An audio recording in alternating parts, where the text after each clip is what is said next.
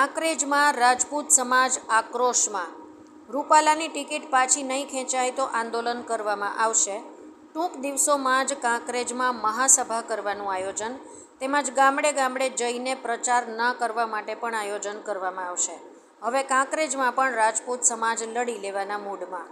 મહાકાલ સેના, કરણી સેના, યુવા રાજપૂત સંગઠન તેમજ કાંકરેજના વિવિધ સંગઠનો સાથે મળીને કરશે વિરોધ. અહેવાલ ઓમપુરી ગોસ્વામી, બનાસકાંઠા સાથે ઇન્દ્રસિંહ વાઘેલા, ઉત્તર ગુજરાત, સ્પીડ ન્યૂઝ 17.